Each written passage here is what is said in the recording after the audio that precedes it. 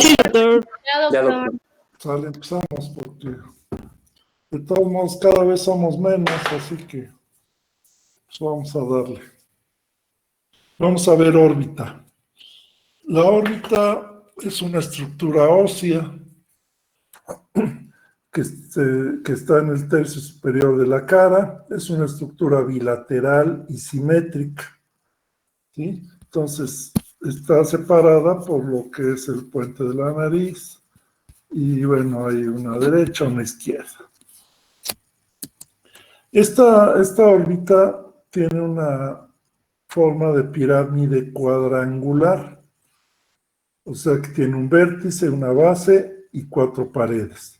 La base es anterior, o sea, está constituida por el borde orbitario, el vértice es posterior y las paredes son el techo, el piso, la pared lateral o externa y la interna o medial. Esta estructura está formada por 7 huesos. A saber, bueno, tenemos el techo, el piso, la pared externa o lateral, medial o interna. Vamos a ir con el techo. El techo está formado por 2 huesos. Básicamente es el frontal, que es el hueso que más abarca, y una parte del esfenoides. El frontal va a tener aquí una fosa que se llama fosa frontal, que da alojamiento a la glándula lagrimal principal. Y esta escotadura, que es la escotadura supraorbitaria. La pared lateral o externa está formado principalmente por el cigomático o malar, una parte muy pequeña del frontal y otra parte pequeña también del esfenoides. 3 huesos: frontal, malar y esfenoides. El piso está formado por el malar igual, o cigomático, toda esta parte, el maxilar superior, que abarca todo esto, y el palatino. El palatino es un hueso muy pequeño que forma parte del piso de la órbita. Y la pared interna está formada por la apófisis ascendente del maxilar, el lagrimal o unguis, el etmoides y una parte pequeña por el frontal. Entonces, así es como está formada la órbita. Va a tener varios orificios. Aquí básicamente está el agujero óptico, la hendidura orbitaria superior y la hendidura orbitaria inferior. Vamos a mencionar lo más importante. El contenido de la órbita básicamente es el globo ocular, músculos y grasa, ¿sí? Obviamente algunos vasos y nervios que corren aquí. El volumen aproximado de la órbita son 30 mililitros cúbicos. De esos 30 mililitros cúbicos, el globo ocular ocupa una quinta parte. Entonces no es tanto lo que ocupa. La grasa a lo mejor ocupa la mayor parte, los músculos. Algo importante que quiero que se fijen es el tabique orbitario, que es el límite anterior de la órbita. Y es este tabique o septum, que es tejido conectivo, que por un lado divide el contenido de la órbita de los tejidos superficiales y por el otro también da soporte al globo ocular para que esté en su sitio. Aquí está y aquí está. Esto es importante, lo que vamos a ver ahorita en las celulitis orbitarias, que las preceptales es lo que afecta antes del septum y la orbitaria ya afecta el contenido de la órbita. De los orificios que atraviesan la órbita, bueno, esto es lo más importante. Tenemos al agujero óptico. El agujero óptico es importante porque pasa ni más ni menos que el segundo par, o el nervio óptico, que sería el más importante. y también pasa la arteria oftálmica. Entonces esas dos estructuras pasan a través del agujero óptico. Luego tenemos la hendidura esfenoidal o orbitaria superior.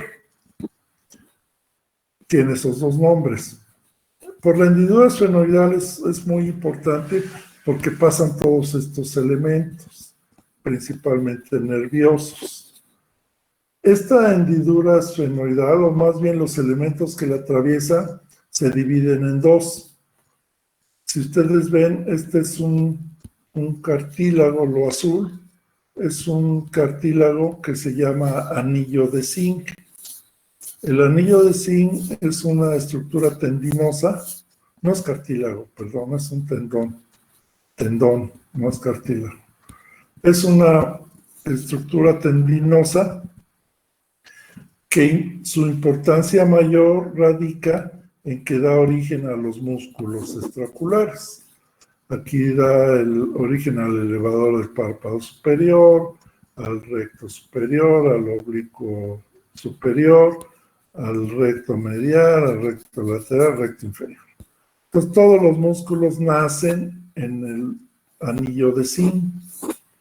Y bueno, también divide unas estructuras que pasan por dentro del anillo de zinc y otras que pasan por fuera del anillo de zinc. Dentro de las que pasan la hendidura esfenoidal por dentro del anillo de zinc está el tercer par, el sexto par y el músculo nasociliar. Son lo más importante. Tercer par en sus dos ramas, superior y inferior, el sexto par y el nervio nasociliar. Es lo más importante. Por fuera del anillo de zinc y también a través de la hendidura esfenoidal pasa el nervio lagrimal, el nervio frontal, que son las tres ramas del oftálmico, pues está el nasociliar, el lagrimal y el frontal. Estos dos pasan por fuera. Y está otro nervio que es el cuarto par, el patético troclear también pasa por fuera. Y bueno, está la vena oftálmica superior. Aquí dibujaron la vena oftálmica inferior. Esta no es tan constante. A veces existe, a veces no. La que sí siempre existe es esta. Pero las dos pues, pasarían por fuera del anillo de zinc. Y ya estas estructuras son menos importantes que estas, porque bueno, ya son la arteria infraorbitaria, el nervio infraorbitario, el nervio cigomático y algunas venas. Entonces, lo más importante sería aquí. Entonces, es importante saberlo.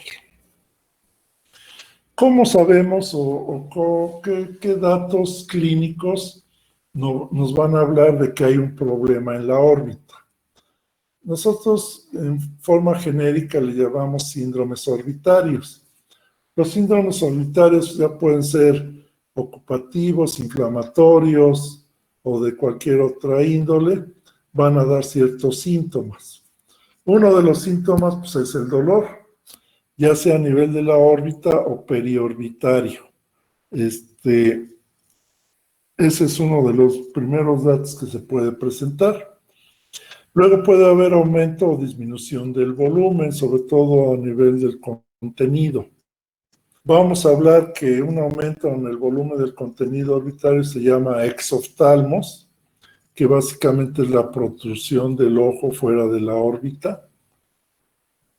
Exoftalmos o desplazamiento del globo ocular hacia adelante, que también se llama proptosis. Para fines prácticos es sinónimo exoftalmos de proptosis. Y enoftalmos, que sería el desplazamiento del globo ocular hacia adentro de la órbita. Entonces son las dos situaciones que vamos a revisar ahorita. Puede haber edema palpebral, que se denomina blefaroedema, o también puede haber edema periorbitario, equimosis palpebral, sobre todo en problemas traumáticos, ptosis, que es la caída del párpado superior, congestión conjuntival Quemosis. La quemosis es un edema no inflamatorio de la conjuntiva y se da principalmente por estasis. Entonces, al haber una compresión o un aumento del volumen en la órbita, no hay un retorno adecuado y entonces se edematiza la conjuntiva. Ahorita lo vamos a ver. Puede haber secreción conjuntival también por trasudación de esa quemosis y alteraciones de la movilidad ocular cuando están involucrados los músculos extraoculares. Aquí hay algunos ejemplos. Equimosis, pues sobre todo por algún trauma. Luego sigue el blefaroedema. El blefaroedema es el edema de los párpados, aquí está muy localizado. Entonces todo esto nos sugiere que puede haber un problema orbitario. Tosis, en este caso una tosis en relación con es una tosis leve y tiene una característica que es en forma de S. O sea, viene aquí la S y viene aquí. Entonces, esta sería la S.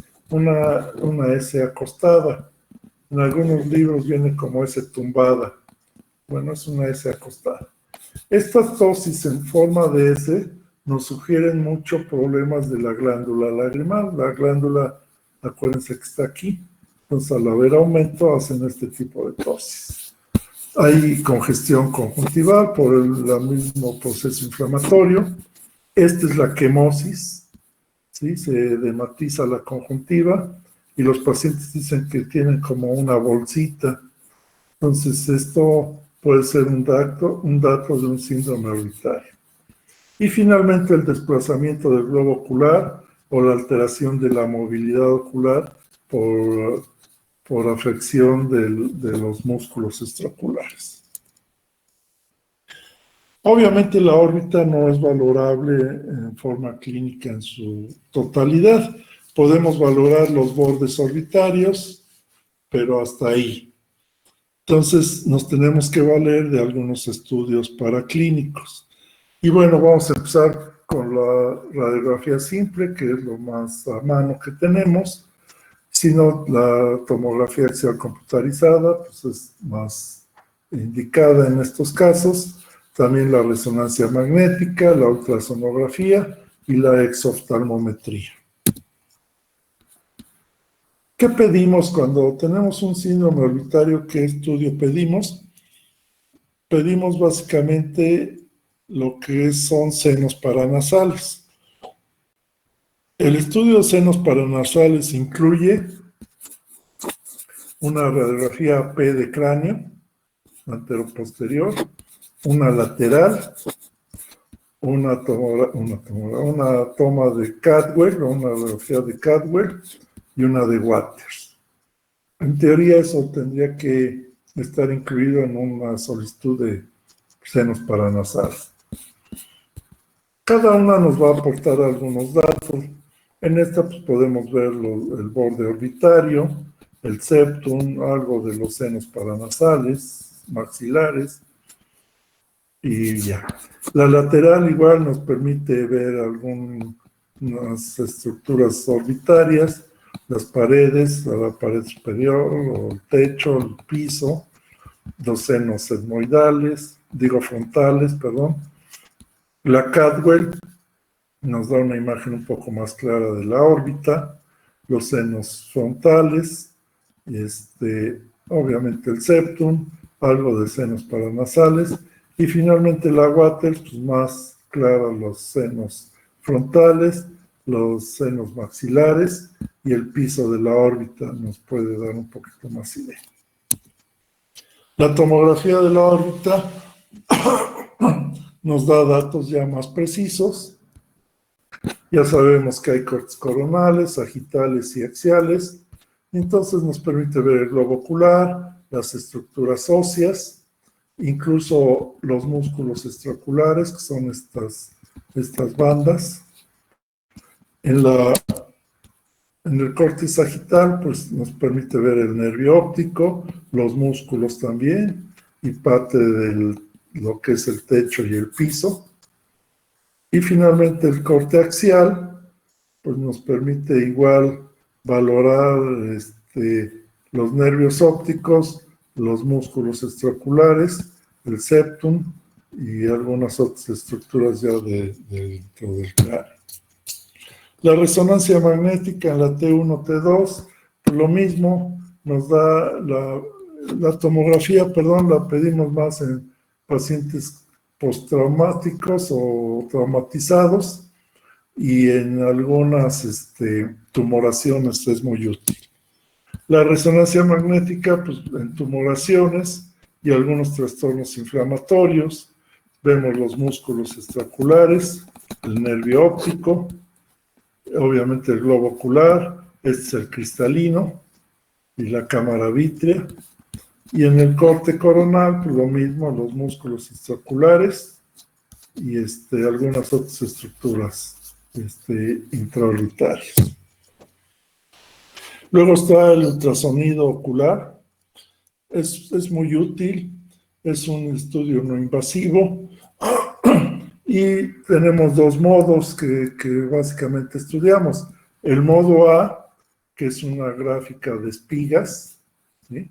Es un modo unidimensional, entonces nos da una espiga primero, que es la córnea, luego dos espigas, que es la parte anterior del cristalino, y luego la parte posterior, y luego otras espigas que incluyen la retina, coroides y esclerótica. Este espacio, pues, es el espacio vítreo. Este es el modo A, y este es un modo B. El modo B es bidimensional. Entonces nos permite ver cristalino, nos permite ver cámara vítrea, esclera, retina y coroides, nervio óptico, y bueno, ya aquí se ve algún músculo extraocular, la grasa orbitaria, etc. Y generalmente se combina el modo A con el modo B. Entonces aquí tenemos una tumoración que puede ser un melanoma coroideo, y bueno, nos da este tipo de espigas. Esto es muy útil, no es tan fácil de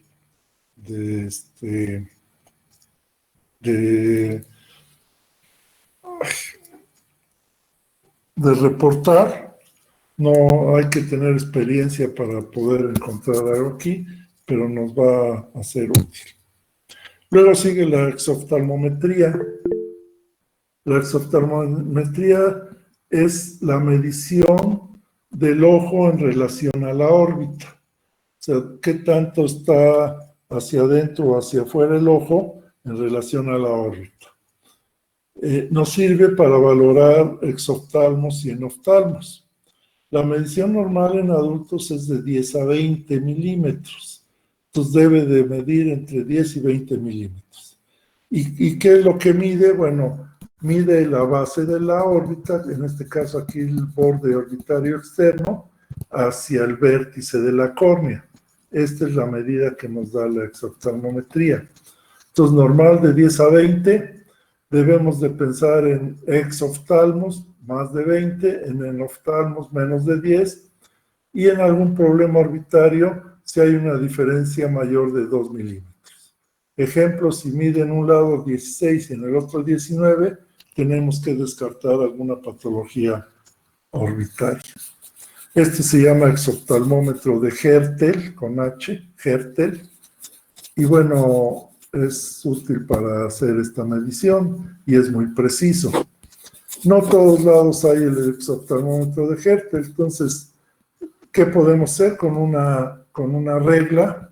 Esta está muy sofisticada, pero cualquier regla que tengan ahí en su consultorio, van a medir, aquí sienten el borde de la pared lateral, colocan el cero ahí y miden hacia el vértice de la córnea. Y eso es la exoftalmometría, se mide así de lado como están viendo. Doctor, una pregunta. ¿Podría Sí. repetir, por favor, lo de las espigas en ultrasonido, por favor? Sí, las espigas, les decía que el modo A se mide así en forma unidimensional. Entonces, en un ojo normal nos da estas espigas. Córnea, este levantamiento, luego cristalino, cápsula anterior, cápsula posterior, cápsula anterior, cápsula posterior. Y finalmente, lo que es la pared del ojo posterior, que viene siendo retina, coroides y esclera. Todo nos roda aquí. Y este otro que sigue Gracias, doctor. es el nervio óptico, este levantamiento. ¿Vale? Bueno, ¿qué vamos a ver en la patología orbitaria? Bueno, básicamente vamos a ver causas de exoftalmos y enoftalmos. El exoftalmos es el desplazamiento del globo ocular hacia adelante por alguna causa ocupativa, inflamatoria, etc. Y enoftalmos es el desplazamiento del globo ocular hacia atrás o el hundimiento del globo ocular dentro de la órbita. Exoftalmos ya dije que en la práctica es sinónimo de proptosis. Bueno, para eso vamos a ver algunas alteraciones del desarrollo, trastornos inflamatorios, orbitopatía distiroidea, tumoraciones y traumatismos. Estos no son tan frecuentes, más bien son raros, pero bueno, se los menciono. Y son algunos dos casos de craniosinostosis. Las craniosinostosis son el resultado de una alteración en el cierre de las suturas del cráneo. Entonces tenemos el síndrome de Cruzón. El síndrome de Cruzón es un cierre prematuro de suturas coronales y sagittales. Se adquiere por una herencia autosómica dominante y produce básicamente exoftalmos, produce hipertelorismo, exotropia y puede producir queratopatía por exposición y atrofia óptica. Ahorita vamos a ver qué es eso.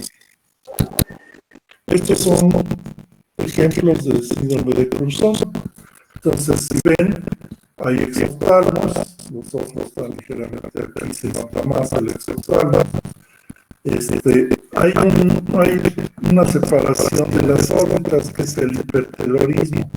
Hipertelorismo es igual a separación de las órbitas, que es diferente de telecanto, lo vamos a ver después.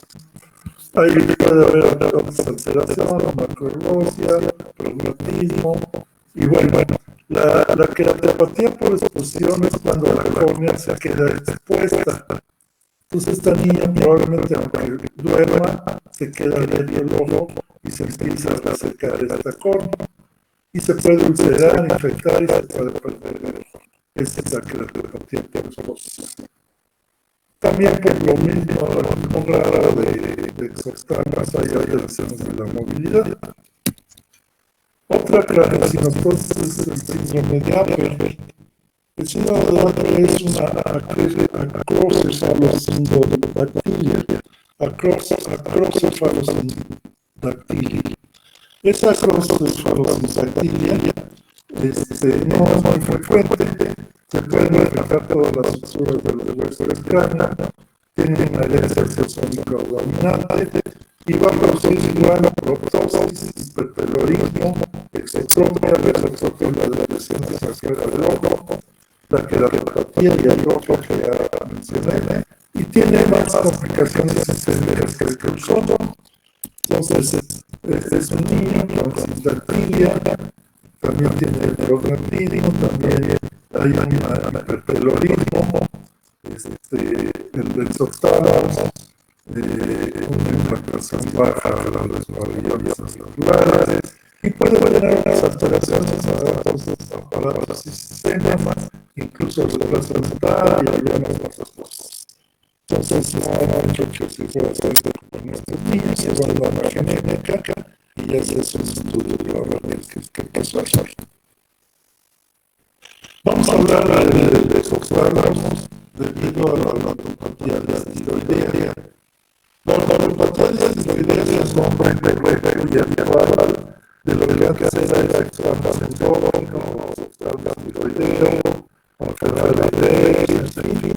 El nombre correcto de esta patología orbitaria es orbitopatía distiroidea. ¿Y por qué distiroidea? Porque no necesariamente se tiene el desarrollo con el tiroidismo. Hay pacientes eutiroideos que pueden tener orbitopatía distiroidea.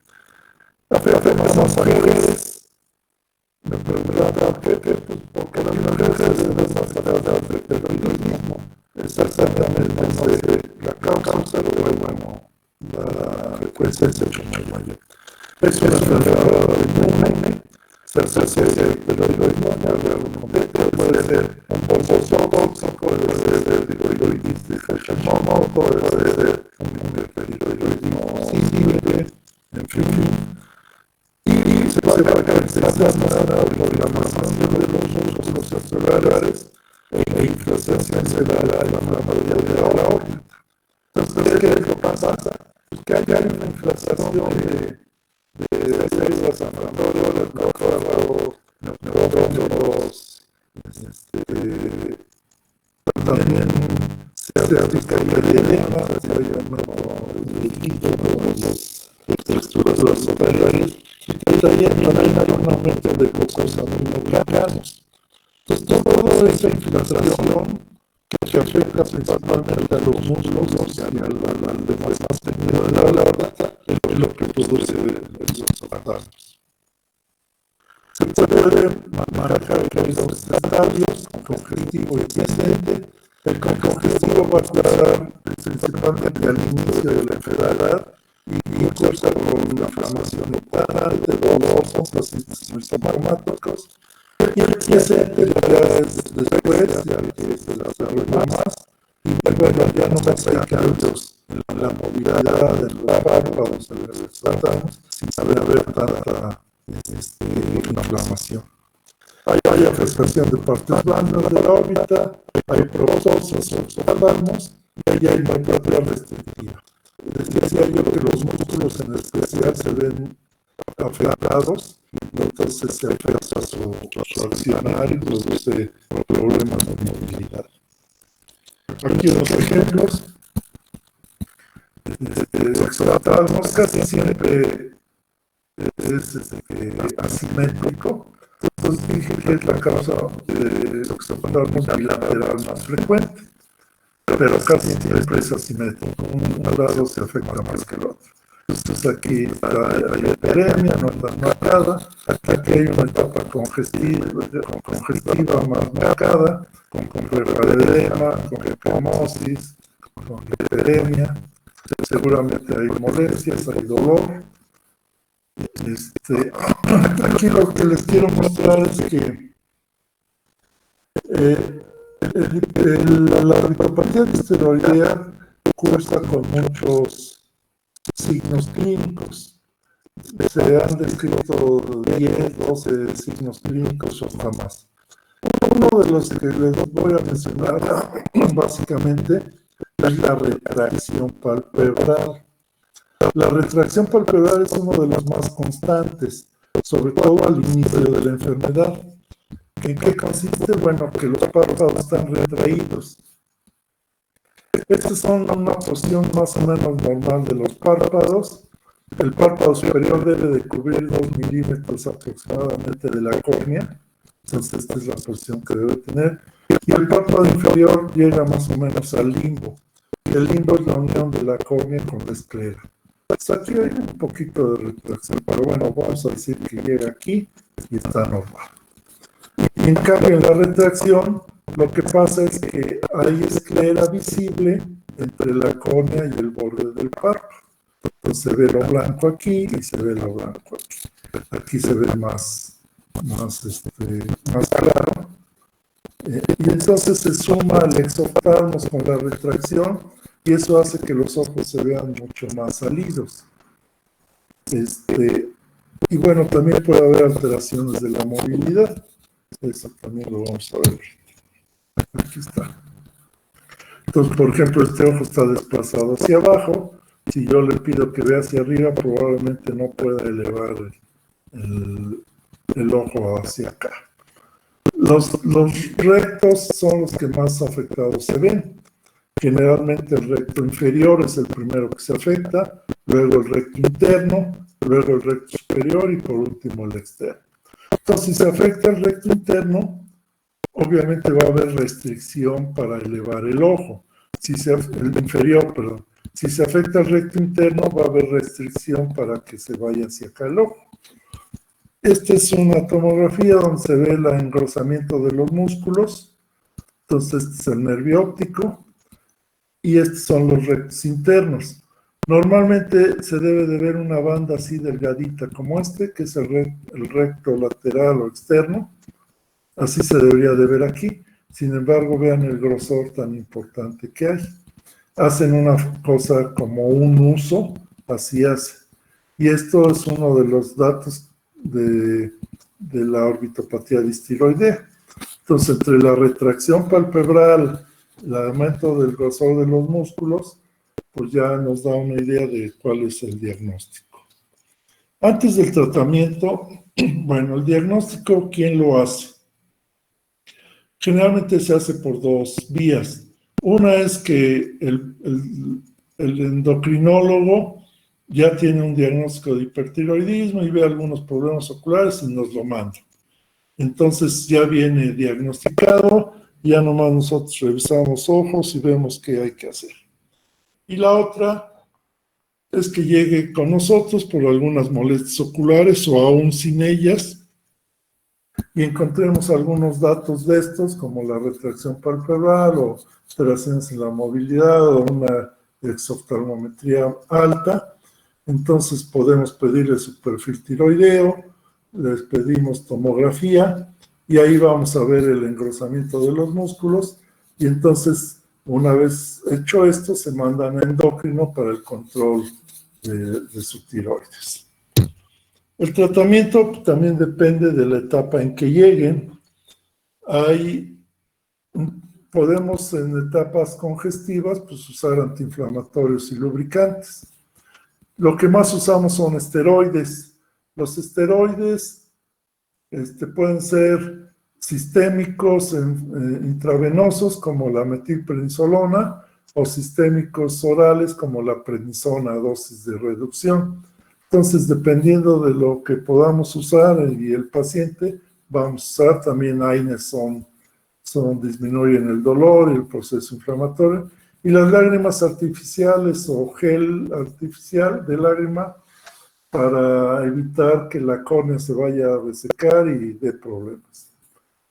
El manejo de las alteraciones palpebrales y de la motilidad también, una vez que ya está en etapa aquiescente, si hay alguna limitación en la movilidad, se pueden intervenir los músculos para darle un poco de más movilidad o que el ojo esté más centrado. Al igual que la retracción palpebral, también se puede operar para disminuir esa retracción. Y el tratamiento quirúrgico ya del exoftalmos en sí, cuando son exoftalmos muy severos, muy importantes, podemos hacer un tratamiento quirúrgico, que es la descompresión orbitaria. La descompresión orbitaria es quitar una, dos o hasta tres paredes de la órbita, y al quitarlas, obviamente, el contenido se va hacia atrás y disminuye el exoftalmos. Entonces, es una posibilidad. También actualmente se puede usar radioterapia, aunque cada vez menos, y cada vez más se puede usar inmunosupresores y algunos biológicos con buenos resultados. Entonces, dependiendo del grado de exoftalmos y de la sintomatología, vamos a utilizar alguno de estos tratamientos. Otra causa inflamatoria de exoftalmos es la enfermedad inflamatoria orbitaria idiopática. La enfermedad inflamatoria orbitaria idiopática antes se llama pseudotumor inflamatorio o pseudotumor orbitario. Esa denominación ya no se usa, ahora se usa la de enfermedad inflamatoria. Básicamente es una infiltración de celular pleomórfica y con fibrosis de la órbita. Afecta también más a mujeres, casi siempre es unilateral y afecta ya en edades medias, 40 o 50 años. Progresa más o menos rápido, es muy sintomática, produce dolor y algunas otras molestias. Entonces eso nos puede hacer pensar de una enfermedad inflamatoria. Hay una variedad que se llama síndrome de Tolosa-Hunt o exoftalmos doloroso. Y es una variedad de este padecimiento donde se afecta el seno cavernoso y, y el vértice de la órbita. Entonces hay compresión de las raíces del trigémino y produce un dolor muy importante, por eso se llama exoptalmos doloroso. Entonces, aparte de que hay alteraciones motoras por la misma infiltración de la órbita, hay dolor importante. Y otra variedad es el síndrome de vértice orbitario, donde hay también compresión, hay dolor, hay disminución en la movilidad del ojo y hay compresión del nervio óptico. Por lo tanto, hay algunas alteraciones visuales, ¿tá? Puede haber baja visual o alguna alteración del campo visual. El diagnóstico generalmente es por exclusión. Entonces hacemos tomografía o resonancia y vemos que no hay un tumor o no hay una causa infecciosa o alguna otra cosa y podemos concluir en enfermedad inflamatoria. También hay una prueba diagnóstico-terapéutica. Entonces, cuando sospechamos de esto, podemos dar esteroides a dosis altas y si la mejoría es rápida, 3-5 días, casi siempre es compatible con la enfermedad inflamatoria. Obviamente nos ayudamos de tomografía axial, computarizada y resonancia magnética. El tratamiento de estos padecimientos son esteroides a dosis altas y también a dosis de reducción. Podemos usar AINES y radioterapia y en algunos casos inmunosupresores. Los esteroides se recomiendan iniciar con dosis altas y ir reduciendo poco a poco y no quitarlos tan rápido porque tiende a recidivar. Aquí hay unos ejemplos. Este es un síndrome de vértice postraumático. Entonces hay tosis, el paciente no mueve el ojo, exoptalmos no hay tan importante. Entonces hay que hacer estudios para ver dónde es exactamente el daño. Una tomografía donde se ve una infiltración inflamatoria difusa, no se ve una tumoración delimitada ni ninguna otra cosa, entonces se puede concluir con enfermedad inflamatoria de la órbita. Y bueno, también aquí esta paciente tiene una enfermedad inflamatoria idiopática de la órbita y tiene casi congelado este ojo. Le llamamos congelado cuando no se mueve. Entonces aquí está, tiene algo de tosis. Entonces le pedimos que vea para arriba y no sube. Le pedimos que vea para abajo y no baja. Le pedimos que vea para este lado y casi no se mueve. Abajo y de este lado. Aquí sí mueve un poquito. Entonces está muy limitado el movimiento. Aquí le piden que vea de este lado y miren, no se mueve nada. Entonces eso habla de un proceso inflamatorio importante con limitación de los movimientos. Entonces, en estos casos hay que hacer un estudio para llegar al diagnóstico. Vamos a ver una causa infecciosa de exoptalmos, que es la celulitis. La celulitis es un proceso agudo infeccioso. Se divide en celulitis preseptal y celulitis orbitaria. Ya les enseñé dónde está el septum. Entonces la celulitis preseptal es una infección e inflamación de los tejidos superficiales por delante del septum. Y la orbitaria afecta el contenido de la órbita. Obviamente es mucho más benigna la preseptal y la celulitis orbitaria es grave. Así como está, como lo digo, es grave y eso hay que decirle a los pacientes. Las causas que puede originar esto son comunes a las dos. Puede ir desde laceraciones palpebrales, picadura de insectos, orzuelos, dacrostitis, sinusitis, y también hay algo que se llama diseminación hematógena. Esta diseminación hematógena es de un foco lejano, que por vía hematógena viajan las bacterias y pueden localizarse en la órbita. Entonces también existe esa causa. La etiología también es común a las dos, básicamente Staphylococcus aureus, epidermidis, Streptococcus pyogenes, neumococo, Haemophilus influenza en los niños sobre todo, es lo más frecuente. Entonces, si ven, prácticamente son gram positivos. Y bueno, ¿qué va a presentar el paciente? Va a haber exoftalmos, va a haber dolor, blefaroedema, hiperemia, aumento del calor local, secreción purulenta y puede haber alteraciones de la movilidad. En la clínica a veces no es tan fácil hacer un diagnóstico diferencial entre una y otra, pero bueno, la clave está en la movilidad ocular, la exploración de la movilidad ocular. Si nosotros le pedimos al paciente que mueva el ojo en las diferentes direcciones, como vimos en la foto anterior, y puede mover para todos lados, quiere decir que es una celulitis preceptal, que tiene un mejor pronóstico y el tratamiento va a ser diferente. Si no puede mover en algún lado o de plano está congelado el ojo y no lo puede mover, es una celulitis orbitaria. Entonces tenemos que estudiar la movilidad y es un dato muy importante. Ya después, bueno, podemos hacer prótesis y cultivo, podemos hacer una tomografía que ya nos daría una localización más precisa del proceso.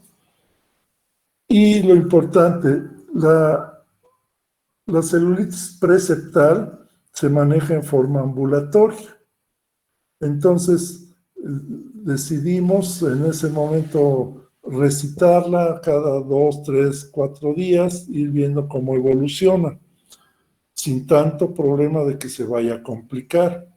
Obviamente iniciamos antibiótico, generalmente usamos desde penicilina, dicloxacilina, eritromicina, amoxicilina, incluso cipro, podemos usar, AINES sistémicos, naproxeno, diclofenaco, etcétera, analgésicos porque tiende a doler, y estarlo vigilando, y generalmente en 2, 3 semanas se cura y adiós. Si es orbitaria, importante, hay que reportar al paciente y a los familiares como grave. Una celulitis orbitaria puede llegar a matar a un paciente. Entonces hay que hacer ese reporte, hablar con los familiares, que es algo grave, hospitalizar al paciente, a ellos sí hacer énfasis en la tomografía, en el prótesis cultivo, se canaliza y se le pone un doble esquema para gram positivos, gram negativos. Si se sospecha anaerobios, pues se aumenta para anaerobios, puede ser metronidazol, clindamicina. Y bueno, hay que hacer una vigilancia estrecha, sobre todo desde el punto de vista del estado neurológico. ¿Qué puede pasar? Pues sencillo, al estar las bacterias en la cavidad orbitaria, a través del agujero óptico pueden penetrar al cráneo y afectar las estructuras intracraneales. Por eso es que se puede complicar. La complicación más frecuente es la trombosis del seno cavernoso. Esa es la complicación más frecuente. Pero bueno, también puede haber meningitis, meningoencefalitis, absceso cerebral y como les dije antes, puede llegar incluso a morir el paciente. Entonces es muy importante y poner atención en esto para que no dejemos ir una celulitis solitaria a su casa y se complique todo. Aquí hay ejemplos. Esta es una celulitis solitaria, al parecer preceptal, hay algo de edema, no está tan mal. Aquí un poquito más notoria. Obviamente no sabemos si es preceptal o es orbitaria, hay que ver la movilidad.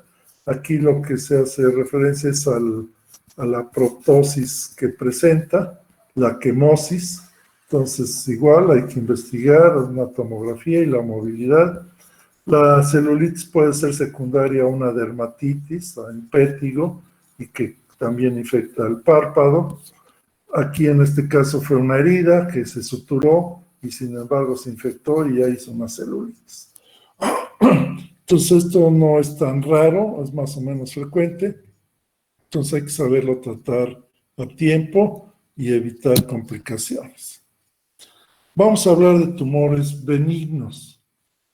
En la órbita puede haber una serie de tumores muy variados, que a pesar de que puedan ser variados, son raros. Los tumores de órbita no son tan frecuentes.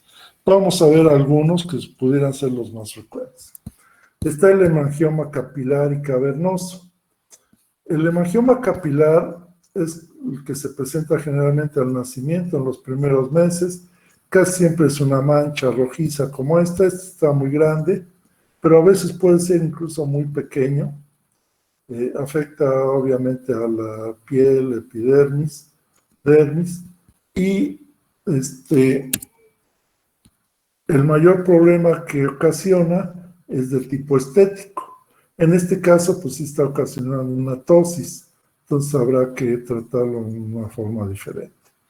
Los hemangiomas capilares generalmente tienden a disminuir con la edad, con el crecimiento. Entonces va disminuyendo, más incluso en algunos casos se ha reportado que se llega a quitar. Algunos pacientes se pueden tratar con dosis esteroides, inyectados localmente, y en algunos otros los tratan con láser para cerrar esos vasos. Y luego está el hemangioma cavernoso. El hemangioma cavernoso ya afecta a la órbita, ¿sí? Tiende a afectar dentro de la órbita. Son vasos más grandes, puede producir un exoftalmos que palpita o que tiene un soplo. Puede ser importante, donde produce quemosis, blefaroedema, aumento de volumen, y puede ser más tranquilo, con no más una tumoración ahí notoria, sin afectar tanto el ojo. En la tomografía, pues vamos a ver una masa generalmente redondeada, como esta, así muy nítida, muy localizada. Y bueno, el tratamiento va a ser quirúrgico. No es tan fácil, pero bueno, es lo que hay que hacerle y entrar. Otros tumores son el linfangioma.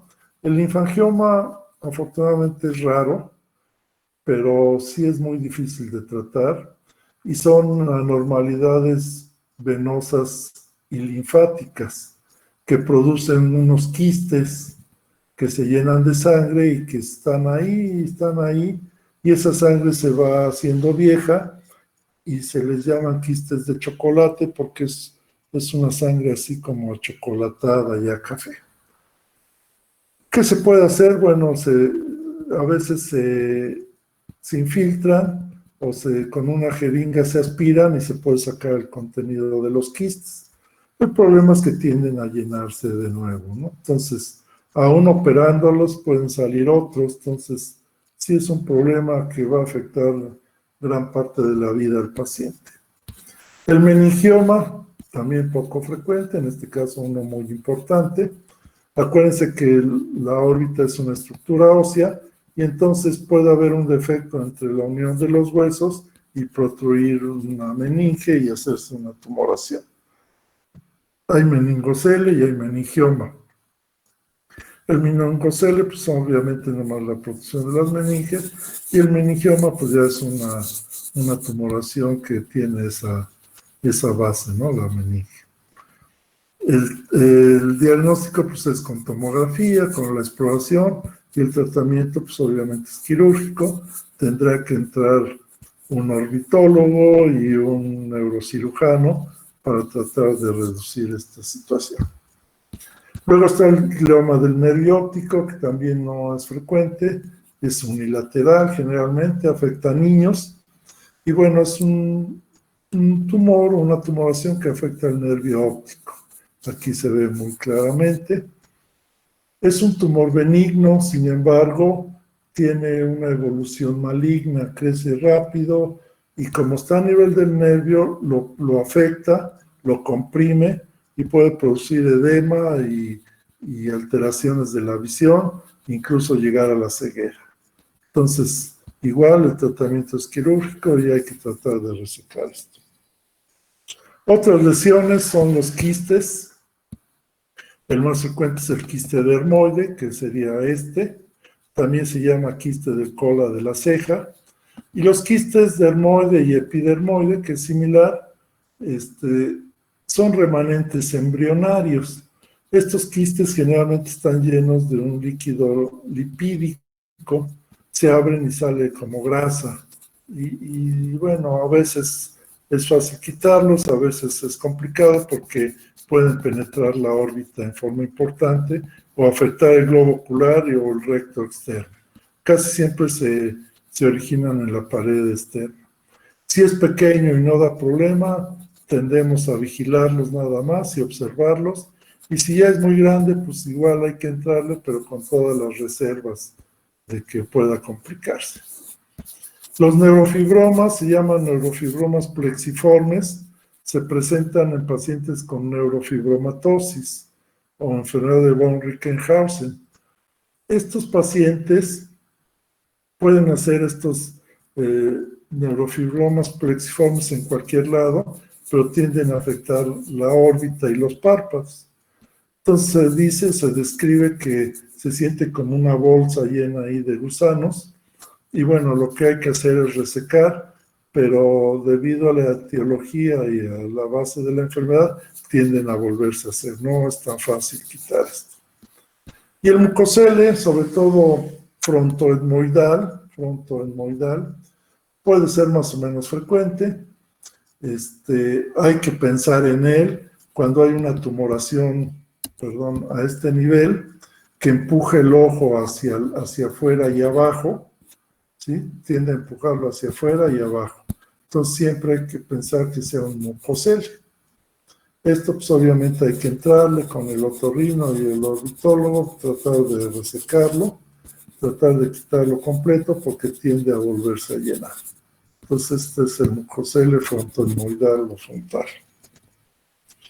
Y bueno, ya finalmente algunos tumores malignos. Y el primero que vamos a mencionar algo es el rhabdomyosarcoma. El rhabdomyosarcoma es el tumor maligno más frecuente en niños.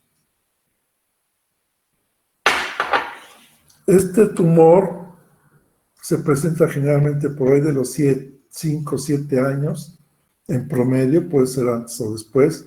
Es unilateral. Afecta, por su nombre ustedes ya lo saben, afecta al músculo estriado, entonces afecta a los músculos extraoculares. El problema de este tumor es que es muy rápidamente evolutivo, crece muy rápido. Y por ese comportamiento se puede confundir con una celulitis orbitaria. Entonces hay que tener mucho cuidado, no irnos con la finta, es una celulitis orbitaria, dale tratamiento y que no sé qué, y resulta que es un rhabdomyosarcoma y perdemos tiempo en el tratamiento. Es muy agresivo, tiende a metastatizar hacia el cerebro y frecuentemente el paciente acaba muriéndose por esas metástasis.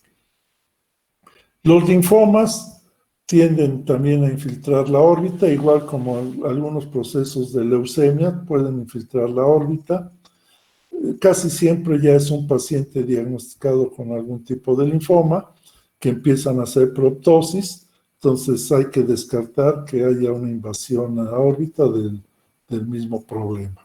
Obviamente pues, lo maneja hemato y onco, y ya ellos deciden qué es lo que hacen, a veces radioterapia, a veces cirugía.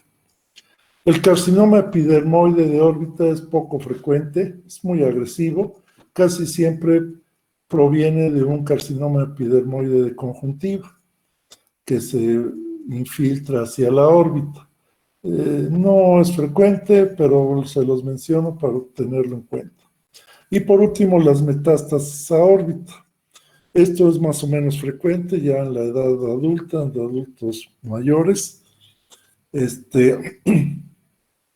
Hay tumores que tienden a metastatizar a órbita.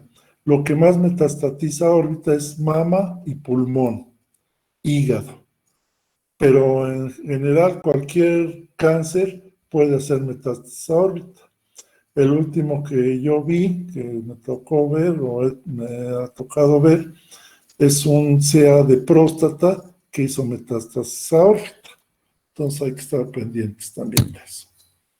Este es un rhabdomyosarcoma, vean la severidad, es de evolución muy rápida. Aquí se ve cómo desplaza el ojo hacia afuera y hacia adelante. Y bueno, ya afecta toda la órbita. Igual puede empezar a dar metástasis y ya como acá, y ya bailó. Linfoma El linfoma tiene la característica que a veces puede afectar las dos órbitas o a veces glándula lagrimal. Entonces hay que pensar en esa posibilidad. El sea epidermoide, pues les decía que es raro, pero sí también es muy agresivo, entonces también hay que pensar en él. Y bueno, las metástasis, bueno, en este caso a este ojo, aquí se ve, al parecer creo que era un sea de mama que metastatizó a órbita. Y el otro tema de órbita pues, es el enoftalmos. El enoftalmos es menos frecuente y estas son las tres causas principales. La atrofia de la grasa orbitaria, esta es la más frecuente y todos hemos visto viejitos ya desnutridos, abandonadones, donde los ojos se sumen. ¿Por qué? Porque la grasa orbitaria se atrofia. Entonces se ven los ojos sumidos, aumenta el pliegue orbitario palpebral superior, etc. No hay mucho que hacer, aunque en algunos casos se ha intentado inyectar grasa que se saca de otra parte, pero bueno, muchas veces se reabsorbe y no soluciona mucho. El síndrome de Horner, ahorita vamos a hablar, es otra causa de noftalmos y la fractura del piso de la órbita.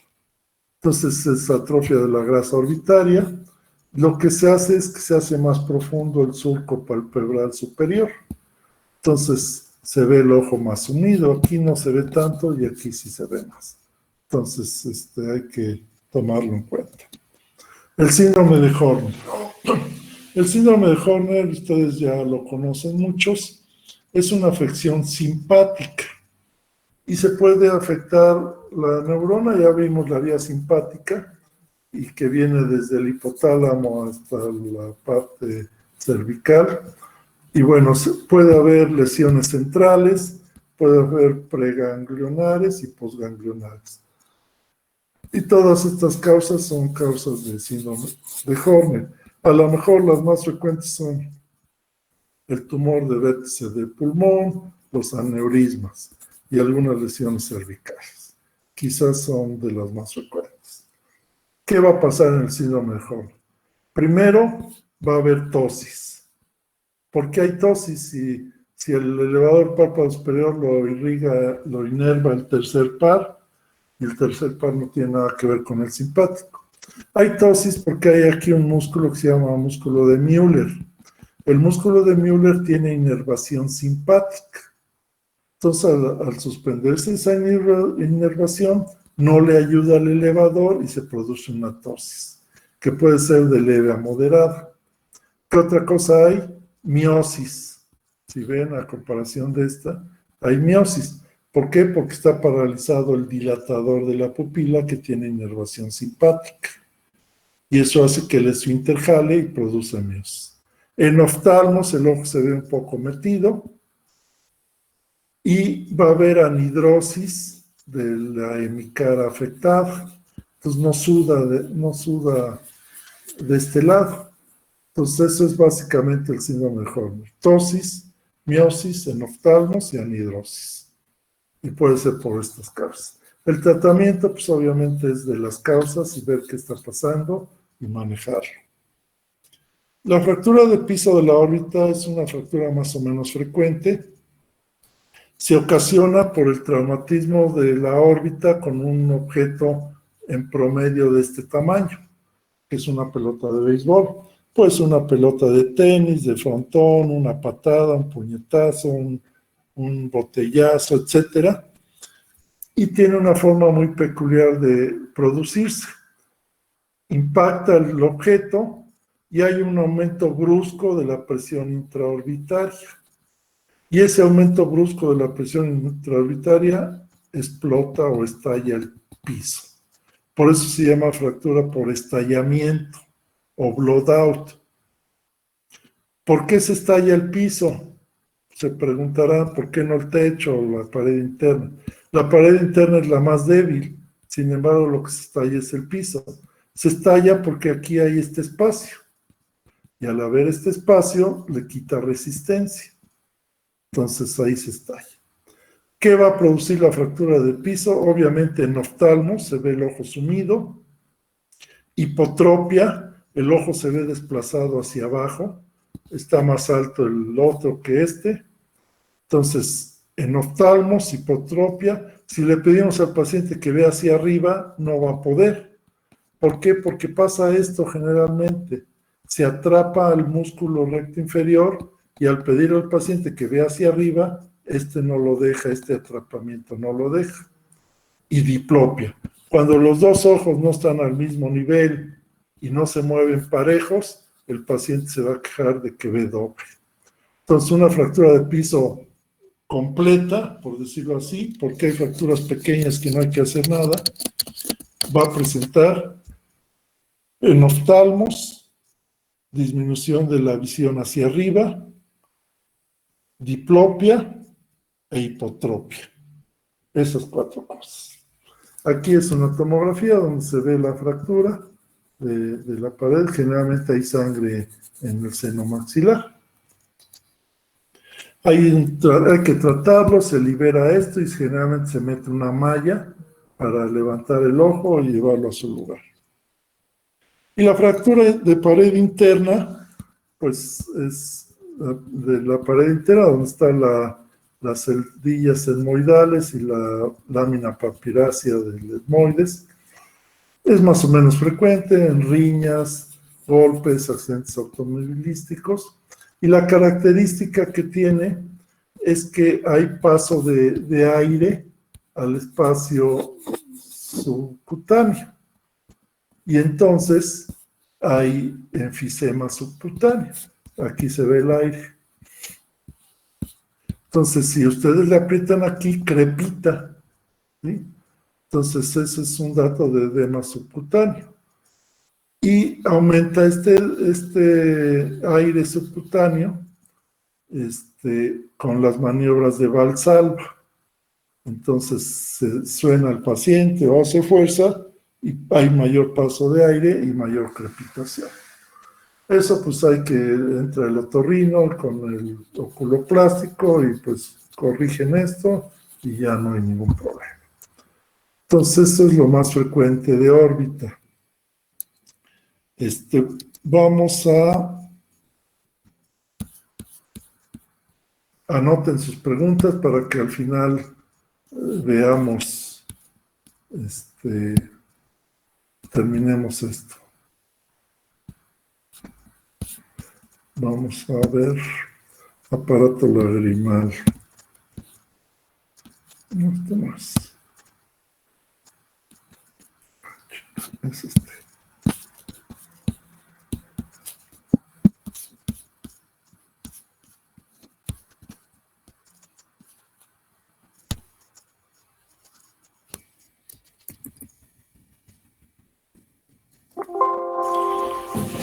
¿Sí ven la pantalla? Sí, doctor. Sí, doctor. Ok, entonces ya anoten sus preguntas de órbita y ahorita terminamos. Vamos a ver el aparato lagrimal. El aparato lagrimal se conforma de 2 sistemas, un sistema secretor y un sistema excretor. ¿Para qué nos sirve el aparato lagrimal? Pues para la producción de lágrimas que ejerzan su función, que son muchas, ahorita vamos a ver, y después de ejercer su función se excretan hacia la nariz, a la orofaringe y adiós. Entonces, estos 2 sistemas hay. Básicamente, bueno, la glándula lagrimal principal vierte la lágrima, junto con el parpadeo, ejercen su función, humectan, lubrican y eso, y al final por los puntos lagrimales pasan al conducto lacrimonasal y al nivel del meato inferior se elimina. Esa es su función principal. Vamos a ver que el aparato secretor está formado por varias glándulas. No es una sola, sino que tiene un origen múltiple. Básicamente se origina de glándulas lagrimales, que está la glándula lagrimal principal y las glándulas lagrimales accesorias. Estas van a producir la secreción acuosa de la película lagrimal. La, la glándula lagrimal principal ya vimos que está localizada en el ángulo superoexterno de la órbita. Tiene dos partes, una orbitaria que es más grande y una porción palpebral. Y va a vertir su producción por unos canalículos o ductos lagrimales hacia el fondo de saco superior. Las glándulas lagrimales accesorias están en la conjuntiva, ahorita vamos a ver su localización, se llaman de Krauss y de Wolfram. Luego vienen algunas glándulas sebáceas que también contribuyen con su secreción a la película lagrimal. Están las glándulas de meibomio, que están en el espesor del tarso, y las glándulas de Sayce, que están a nivel del borde del párpado. Y finalmente hay unas glándulas mucinosas o mucosas que producen mucina, que son las células caliciformes o glándulas de Globet, glándulas de Mans y criptas de Henle. Todas estas glándulas contribuyen a la formación de la película lagrimal. Lo mismo, la glándula lagrimal principal con sus dos porciones, y se va a la lágrima y se va al conducto. Aquí hay un corte, un dibujo de un corte del párpado. Entonces, si pueden ver, aquí en el fondo de saco están las glándulas lagrimales accesorias de Krauss. Aquí vierten su producción. Las de Wolfram, que están a nivel de la conjuntiva palpebral. Estas son lagrimales accesorias. Está la glándula de meibomio, que es muy grande, y está contenida en el tarso del párpado. Las glándulas de Sayce, que son más pequeñas, generalmente están anexas a un folículo piloso o también están solas produciendo aquí. Estas glándulas de Moll no tienen nada que ver, son sudoríparas, entonces esas no entran para la película lagrimal. Igual, otro esquema, están las células de Globet o células caliciformes, que son estas que producen mucina, ¿sí? Las de meibomio ya vimos, las de Moll, las criptas de Henle, que también están a nivel de la conjuntiva palpebral, también son productoras de mucina. Entonces, más o menos, todas estas glándulas contribuyen a la formación de la película. La lágrima, ¿cómo está compuesta la lágrima? Pues básicamente es agua, ¿sí? Tiene algunos electrolitos, como ustedes pueden ver ahí, con un porcentaje muy bajo en relación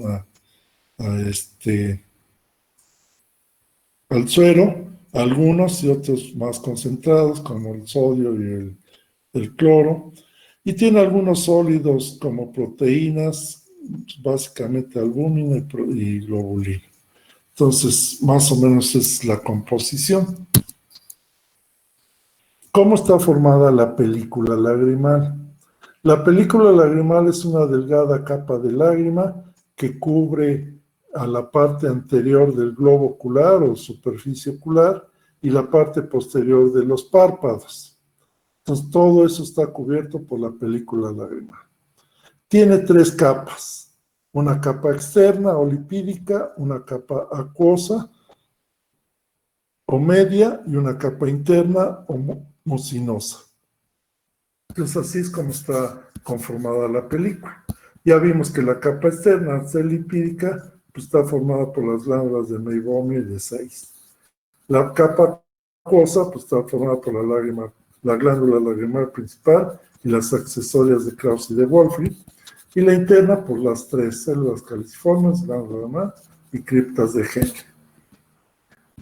Aquí quiero decirles que hay dos tipos de producción: una producción basal y una producción refleja. La producción basal de lágrima está dada por las glándulas lagrimales accesorias. ¿Qué quiere decir eso? Que son las glándulas que constantemente están produciendo lágrima todo el tiempo. Y la secreción refleja está producida por la glándula lagrimal principal, que es cuando tenemos dolor o un cuerpo extraño o no, los dejó el novio a las mujeres, ¿sí? Se produce más por la glándula lagrimal principal. ¿Cómo está compuesta la lipídica? Pues ya dijimos que básicamente es colesterol, ácidos grasos y fosfolípidos. Este es más o menos el grosor que tiene la película en micras. Esta es muy delgadita. Esto ocupa más del 90% del espesor de la película. Y es agua y electrolitos básicamente. Y la mucina pues son glucoproteínas. Entonces vean el espesor, 0.2 micras, y aquí de 0.2 a 0.5, y aquí es el mayor espesor de la película lagrimal. Aquí está representada la película lagrimal, la capa lipídica, la capa acuosa, que es la mayoría, y la mucina. La capa mucosa, o la mucina, tradicionalmente se decía que estaba conformada solamente la capa interna. Sin embargo, se ha visto que hay mucina en toda la película lagrimal. Obviamente se concentra más en la capa interna. En cuanto a las funciones de cada capa, a ver, no sé si lo tengo aquí. Bueno, si no, ahorita que veamos ojo seco. Vamos a hablar ya de lo que es la patología del sistema secretor. Y vamos a tocar básicamente lo que es la dacreodenitis, los tumores de la glándula lagrimal y lo más largo o más importante por su frecuencia, el síndrome de disfunción de la película lagrimal. La dacreodenitis. La dacreodenitis es la inflamación de la glándula lagrimal principal. Se divide en aguda y en crónica. En general la dacreodenitis es poco frecuente, no van a ver realmente a lo mejor nunca uno. La aguda es causada principalmente por virus, el de Epstein-Barr o mononucleosis, y hay complicación también de enfermedades exantemáticas de la niñez. El síndrome de Mikulicz es un síndrome que se caracteriza por inflamación o de la glándula, dacreodenitis, más parotiditis. Entonces se inflaman las parótidas y la glándula lagrimal. Generalmente es de tipo viral, es el síndrome de Mikulicz. Y bacterianas como estafilococo y gonococo, un poco menos frecuentes. Generalmente no da problema.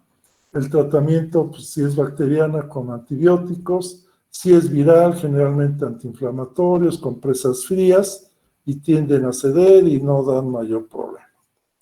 La crónica, que es más rara todavía, está ocasionada por inflamación de tipo granulomatoso, infeccioso o no infeccioso.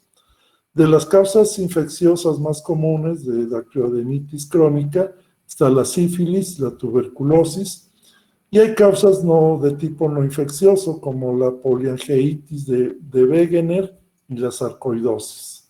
Esos, pues, obviamente hay antecedentes de trastornos a otros niveles y generalmente el diagnóstico es por biopsia.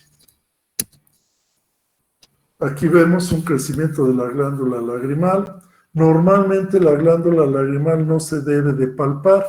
Si ustedes se palpan aquí a nivel de la parte superior del tercio externo de la órbita, no se siente nada, no se palpa la glándula. Cuando se palpa, generalmente es porque está inflamada. Entonces aquí se ve un proceso inflamatorio, una dacreodenitis, y aquí una más evidente. Y como les decía con órbita, los problemas de glándula lagrimal producen una toxicenese. Entonces aquí está la S. ¿Sí? Incluso aquí está marcada con una línea roja. Esa es la toxicenese. Siempre que vean una tos de ese tipo, pensar en glándula lagrimal. Los tumores de la glándula lagrimal igual son raros. De los benignos, el más frecuente por mucho de todos es el adenoma pleomórfico.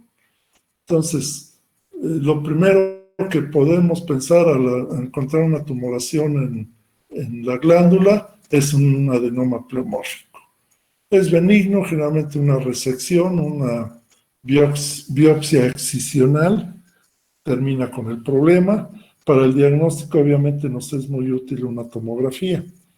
Y de los malignos, pues el adenocarcinoma sí es más agresivo, produce metástasis.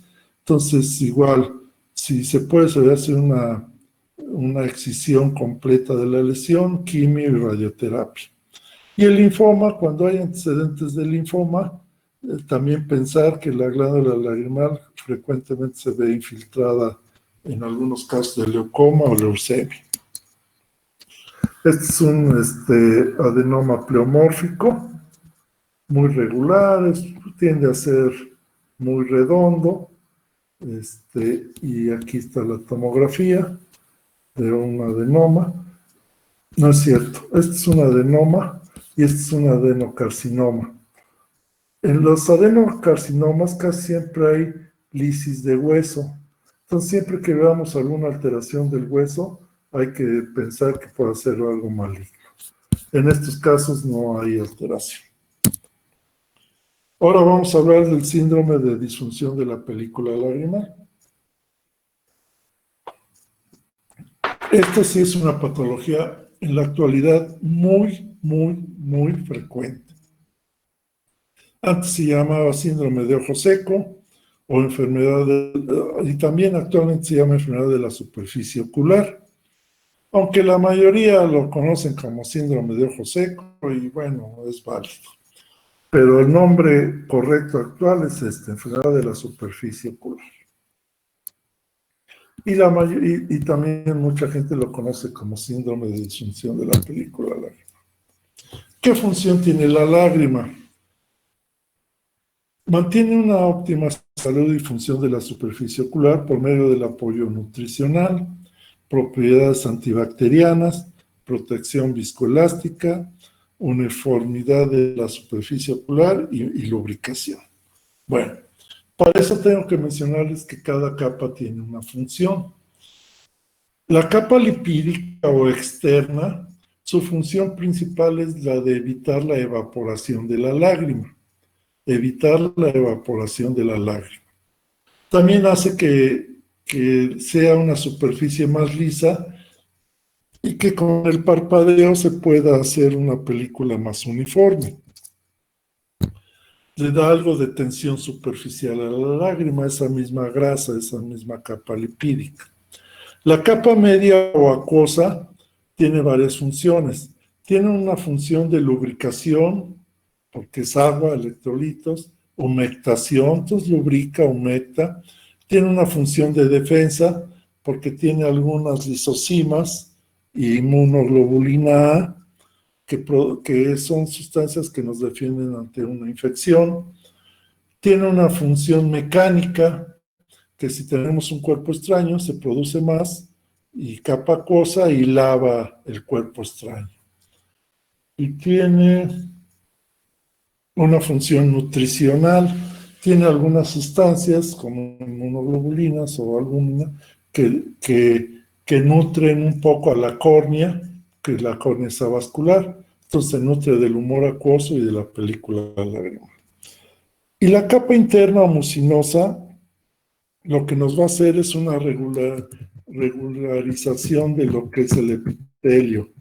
El epitelio de la córnea es muy irregular. Entonces la mucina lo que hace es una capa o una superficie más regular y que podemos ver en forma más nítida.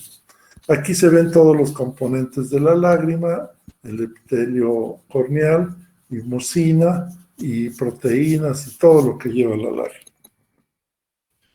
Entonces, la capa interna o mucinosa nos da una función óptica, ¿sí? De hecho, algunos pacientes que tienen ojo seco ven borroso y parpadean o cierran los ojos, regularizan la película y aclara la visión.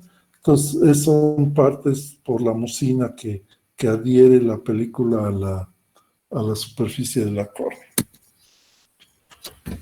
Hay algunas definiciones de ojo seco. Esta es una de las más completas, que es una enfermedad multifactorial de la película lagrimal y la superficie ocular, que causa síntomas, causa trastornos visuales e inestabilidad de la misma con daño potencial de la superficie ocular. Algo importante es que se acompaña de aumento en la osmolaridad. Entonces, en el ojo seco lo que hay es una hiperosmolaridad.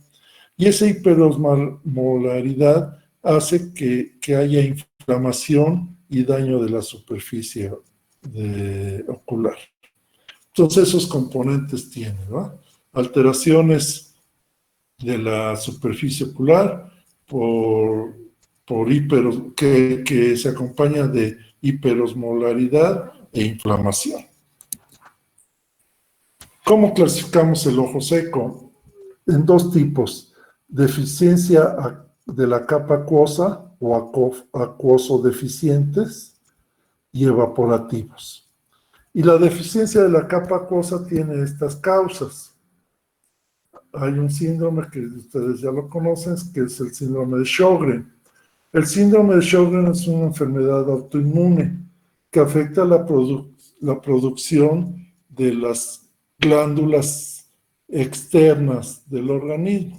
Entonces afecta las glándulas lagrimales, las glándulas salivales, etc. También acuérdense que hay Sjögren primario y Sjögren secundario. El Sjögren primario es cuando se presenta solo. No hay ninguna otra enfermedad autoinmune asociada. Y el Sjögren secundario se presenta casi siempre acompañando a otra enfermedad autoinmune, generalmente artritis reumatoide. Es la diferencia entre Sjögren primario y secundario. Entonces, en el Sjögren hay sequedad ocular, hay sequedad de boca, en las mujeres hay sequedad vaginal, etc. ¿Hay Sjögren en los hombres? Sí, hay Sjögren en los hombres, pero es muy raro. Es una frecuencia muy baja. Y hay otras enfermedades no Sjögren, como son alteraciones de la glándula lagrimal, con obstrucción, deficiencia, un mal reflejo del parpadeo y de la producción de lágrima, y algunas medicaciones. Y obviamente aquí entran algunas otras enfermedades autoinmunes. Prácticamente todas las enfermedades autoinmunes producen sequedad ocular. Hablamos de artritis reumatoide, espondilitis anquilosantes, lupus eritematoso, etcétera, esclerodermia, etcétera. Casi todas cursan con sequedad. Y el ojo seco evaporativo puede ser intrínseco, cuando hay afección de las glándulas de meibomio, cuando la apertura palpebral está alterada en alguna situación, cuando el parpadeo baja. Esto es muy frecuente en la actualidad, y por algunos fármacos como isotretinoína, que se usa en el acné, o los antihistamínicos sistémicos también afectan la producción del acné. El parpadeo bajo es una causa muy frecuente actual de ojo seco, y es lo que pasa con el uso de la computadora. Hay pacientes que están 8, 10, 12 horas en la computadora al día, y lo que hace el monitor es que estamos muy metidos en el monitor, y entonces el parpadeo baja en forma más o menos importante. ¿Quién sabe cuánto debemos parpadear por minuto?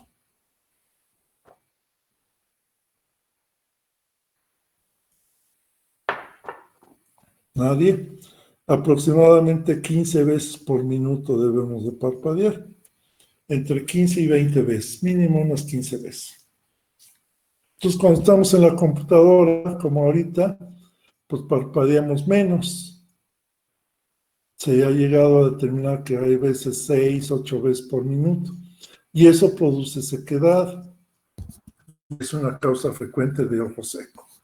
Y de evaporativo extrínseco, pues deficiencia de vitamina A, que es muy poco frecuente, conservantes en las medicaciones tópicas, en soluciones oftálmicas.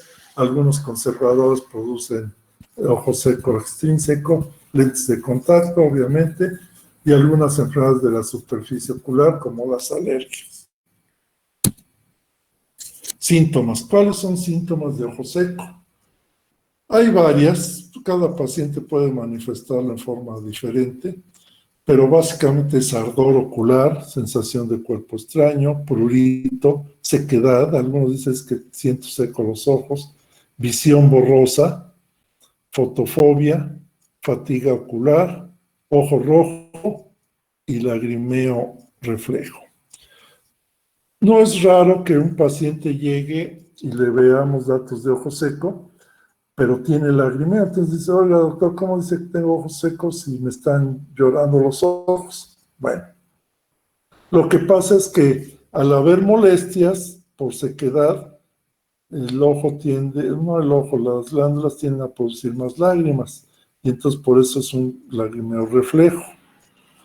Esa es una de las cosas que puede pasar, que al tener mala lágrima, el ojo trata, o el aparato lagrimal trata de sustituir esa mala calidad con más cantidad. Entonces, un ojo seco básicamente se ve así, con hiperemia, llega a haber sequedad o alteraciones del epitelio de la córnea. No hay muchos datos que podamos encontrar, cuando menos macroscópicamente. Ya en la lámpara de hendidura podemos ver otros datos de sequedad. El diagnóstico. Básicamente el diagnóstico es clínico, ¿sí? Con los datos que nos da el paciente y la exploración podemos determinar que es un ojo seco. Pero bueno, tenemos que tomar en cuenta la historia clínica. Ya dijimos que hay enfermedades asociadas o medicamentos que pueden producir ojo seco. Hay algunas pruebas o test. Está el de OSDI, que es una prueba que se usa mucho, y mide muchas sintomatología y datos relevantes de las actividades del paciente que nos hablan de un ojo seco. La exploración oftalmológica completa, obviamente, y algunas pruebas diagnósticas. En la actualidad hay muchas pruebas que se hacen en el ojo seco. Hay algunas más sofisticadas, las que miden la osmolaridad, las meibografías, etcétera, muchos. Lo básico son estas dos. Esta se llama prueba de Schirmer. La prueba de Schirmer es una prueba cuantitativa, nos dice cuánta lágrima hay.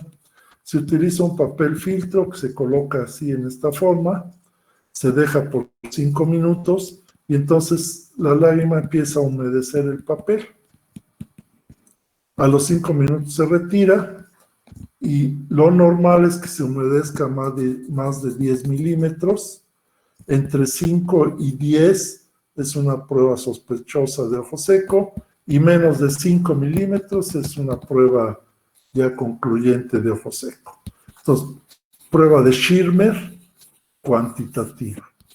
Y esta es otra prueba que se llama prueba de tiempo de ruptura de la película lagrimal. Este tiempo de ruptura de la película lagrimal también lo pueden encontrar como BUT, que es sus siglas en inglés. Se pone una tinción que se llama fluoresceína, se aplica en el ojo, que es esta verde. Toda esta es la fluoresceína, cubre toda la córnea, tiñe toda la película lagrimal.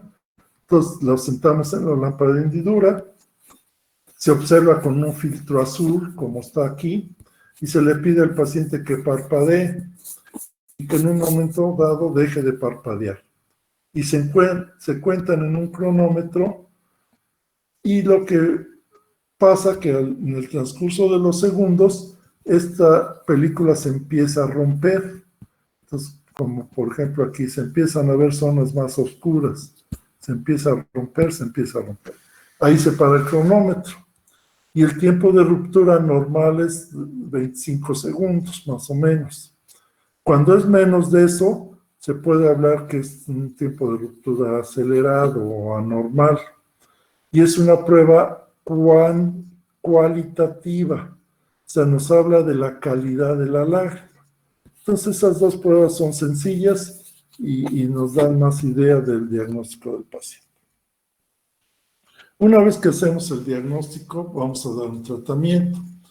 Hay tratamiento tópico, sistémico, tratamiento quirúrgico y manejo de las causas. Ahorita básicamente vamos a hablar del tratamiento tópico. Para tratar el ojo seco podemos usar todas estas sustancias. Se llaman lágrimas artificiales o lubricantes. Hay varias presentaciones, hay en solución, hay en gel y hay en ungüento.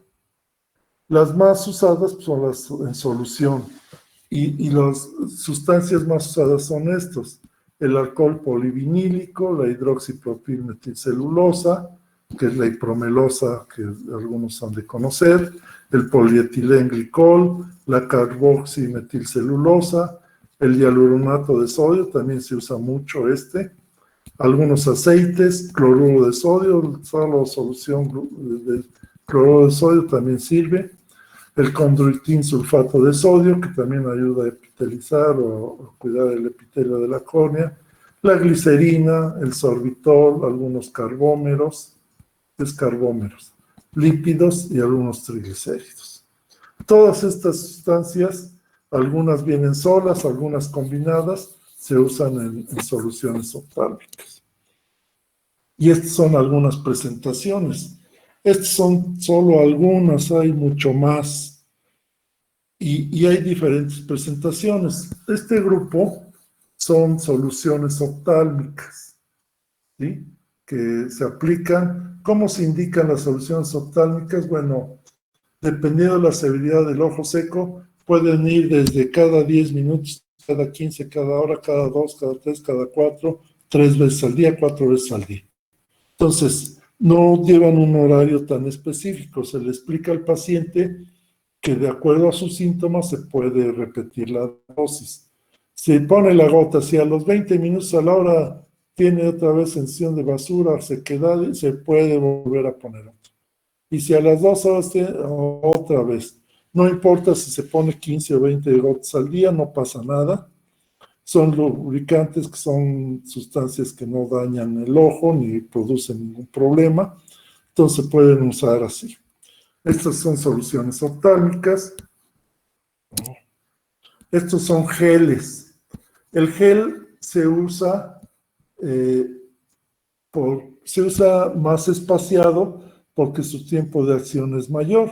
Al ser una sustancia más viscosa, su estancia dentro del ojo es más prolongada. Entonces se usan cada 4 o 6 horas, cada 8 horas o en las noches nada más, dependiendo de cada paciente. Estas, dentro de las lágrimas y medicamentos oculares, oftálmicos, estos son medicamentos que vienen en unidosis. Estos vienen en unas ampolletitas muy pequeñitas que se abren, se ponen las gotas, 2, 3 dosis, se tira. Y hay que ir sacando otra ampolletita, otra ampolletita. Esta presentación es así. Esta presentación son ya medicamentos actuales. Estos medicamentos ya se usan sin conservadores. Entonces son frascos especiales que tienen una punta especial porque traen una válvula para que no se contamine. Entonces sirven como estos que son sin conservador, pero en multidosis. Ya hay varios actualmente, aparte de estos. Y estos son algunos medicamentos que en teoría son específicos para ojo seco evaporativo, porque traen algunos lípidos o triglicéridos o algunos ácidos grasos que son ya específicos para ojo seco evaporativo. Entonces, podemos recuperar volumen, podemos mejorar la superficie ocular, podemos tratar evaporativo, ya hay especiales. Hay algunos otros tratamientos para ojo seco. En algunos ojos secos de tipo inmunológico podemos usar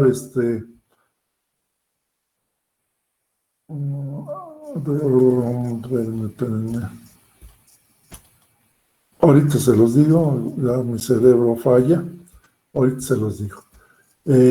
Solo para ojo seco de tipo inmunológico. Entonces, sirve eso, es un inmunomodulador. ¿Alguien sabe? Ay, cabrón, ya mi cerebro falla. Ahorita les digo, pero...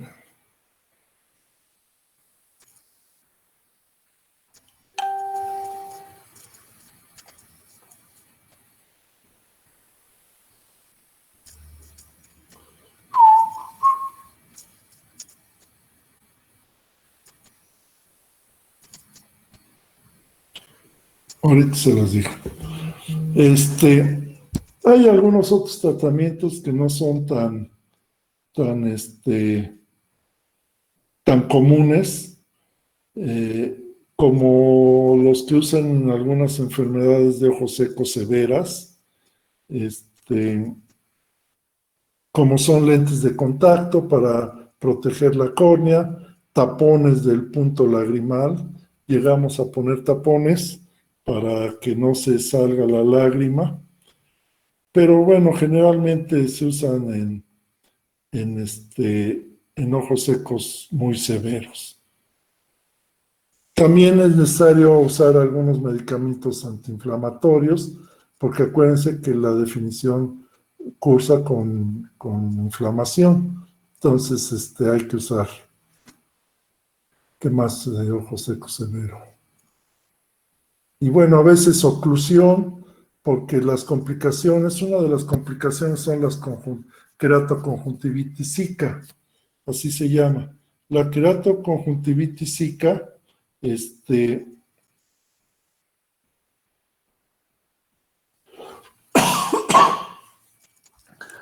una complicación de ojo seco, y en esta pues ya se empieza a afectar el epitelio de la córnea y de la conjuntiva. Entonces, algunas veces tenemos que ocluir el ojo, poner un lente de contacto.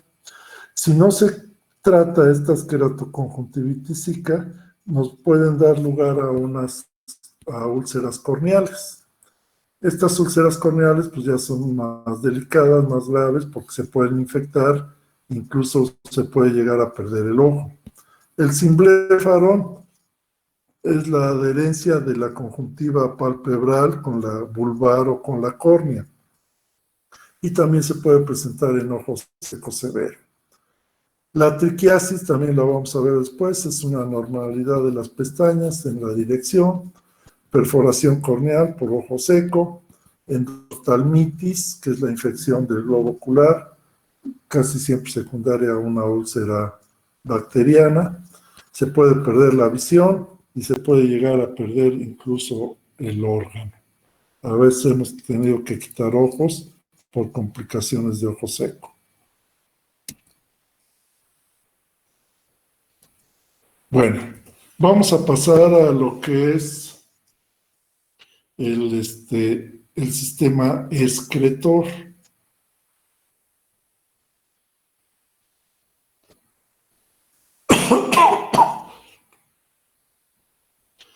El sistema excretor,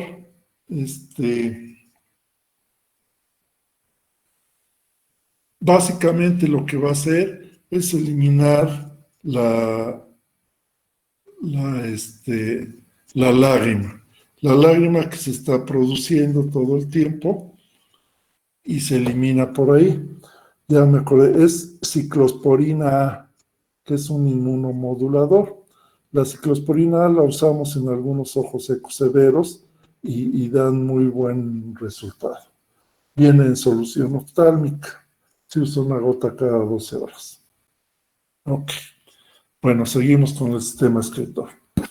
Entonces, después de que se produce la lágrima y baña todo el saco conjuntival, alguna lágrima va a pasar a través de esto, se llama punto lagrimal superior, punto lagrimal inferior, canalículo lagrimal inferior, canalículo lagrimal superior, que casi siempre se juntan aquí, se denomina canalículo común.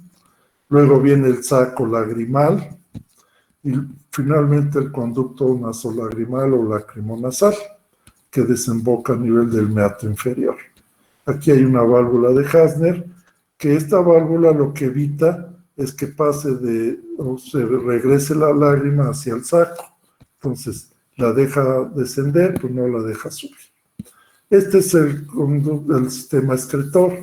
Otra vez pasa de aquí, del saco conjuntival, a través de los puntos lagrimales, canalículos, canalículo común, saco lagrimal y conducto nasolagrimal.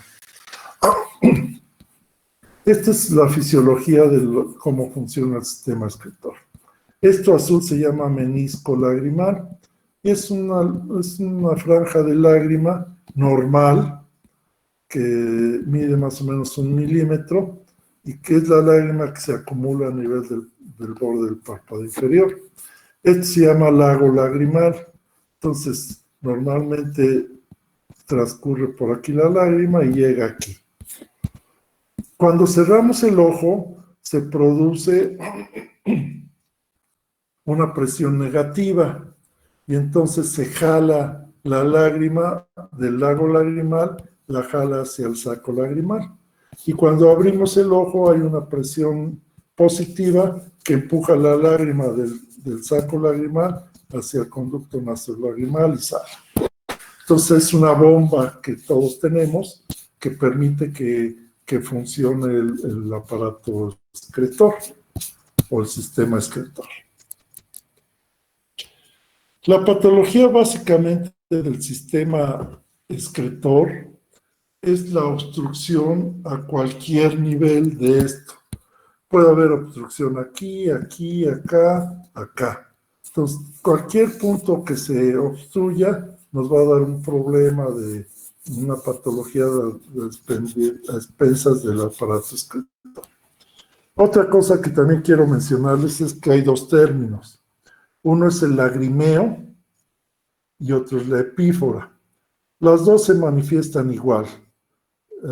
Exceso de lágrima que se escurre a través de la mejilla. Solo que el lagrimeo está producido por un exceso en la producción de lágrima. Entonces el paciente llora básicamente, o un cuerpo extraño, o dolor, o lo que sea, se produce más lágrima y hay lagrimeo y escurrimiento a través de la mejilla. La epífora se produce por una disminución en la excreción de la lágrima. ¿Sí? No es aumento en la producción, sino disminución en la excreción. Entonces, cualquier problema del aparato del sistema excretor nos va a producir epífora. No se llama lagrimeo. Si hay una obstrucción aquí, va a ser epífora. Dicho eso, bueno, vamos a ver estos problemas que son los más frecuentes. La agenesia y la epitelización del punto lagrimal, el mucocele del saco lagrimal, la canaliculitis, la dacroestitis aguda y crónica y la dacroestenosis. Primero, hay algunos recién nacidos donde no se forma el punto lagrimal. Entonces eso se llama agenesia del punto lagrimal. El punto lagrimal está aquí, es este. Bueno, en algunos recién nacidos no está formado. Y entonces lo que tenemos que hacer es, más o menos en la topografía, abrir, buscar el canalículo y hacer una vía. En algunos adultos, lo que pasa es que se epiteliza el punto. ¿Sí? No, aquí está epitelizado. Este es conjuntivo. Bueno, se epiteliza, sobre todo los que tienen conjuntivitis crónicas, el epitelio de la conjuntiva va creciendo sobre el punto y lo tapa. Lo que hay que hacer es localizarlo y dilatar el punto.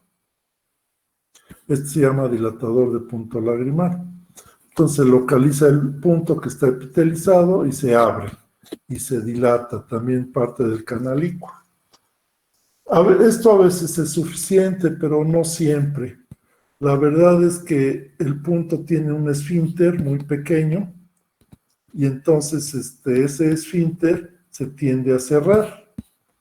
Entonces aquí se está viendo cómo se dilata el punto Y entonces lo que tenemos que hacer son cortes. Esto se llama puntoplastía o plastía de punto lagrimal. Como no va a bastar dilatar el punto, porque en 2, 3 semanas, un mes, otra vez va a estar cerrado, lo que tenemos que hacer es cortes. A veces se hacen 3 cortes, a veces se hace un solo corte, y de hecho al final queda así, queda, en lugar de un punto, queda en una hendidura. Entonces, tanto en las agenesias como en la epitelización de punto, hay que abrir el punto y a veces hacer puntoplastía para evitar la epífora y ya el paciente siga con su vida normal. Luego viene la canaliculitis. La canaliculitis es una inflamación del canalículo. Ya vimos cuáles son los canalículos. Hay uno superior, hay uno inferior.